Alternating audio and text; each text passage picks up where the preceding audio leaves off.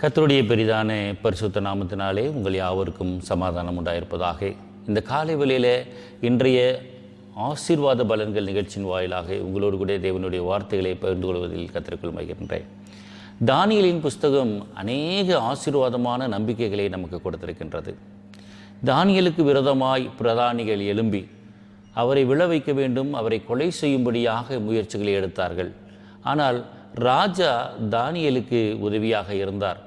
மாற்றப்படாத பிரமாணங்களை அந்த பிரதானிகள் செய்து அங்கே ராஜா தானியேலுக்கு விரோதமாய் அந்த சட்டத்தை நிறைவேற்ற ஒரு சூழ்ச்சியை கொண்டு வந்தார்கள். அந்த சூழ்நிலையில் தேவனை நம்பின அருமையான தேவனுடைய தாசன் தேவனுக்குள் உண்மையாக இருந்ததினாலே சிங்கத்தின் கெபிக்குள் போகத்தும் நுழைந்து அவர் அந்தி சந்தி எப்பொழுதும் அவருடைய வழக்கத்தின்படியே தேவனை தொழுது கொண்டு வாழ்ந்து வந்தார். அந்த நிலையில் அங்கே தானியேல் சிங்க கிபிக்குள்ளாய் போடப்பட்டான்.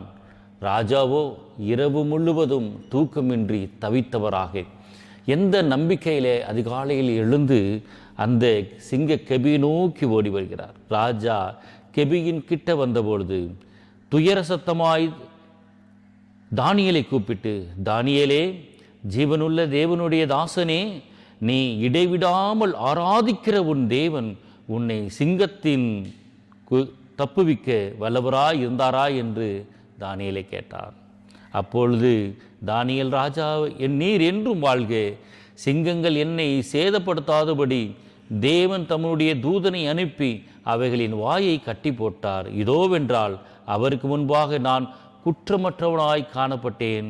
ராஜாவாகிய உமக்கு முன்பாக நான் நீதிகேடு செய்ததில்லை என்றார். இந்த வார்த்தைகளை நாம் தியானிக்கின்ற பொழுது அந்த அருமையான தேவதாசன் அடிமையாக விற்கப்பட்டு அந்த தேசத்திலே கொண்டு வரப்பட்டான். ஆனால் அவன் உண்மை உத்தமமாய் வாழ்ந்த நிமித்தமாக சிங்கத்தின் கெபியிலிருந்து காக்கப்பட்டான்.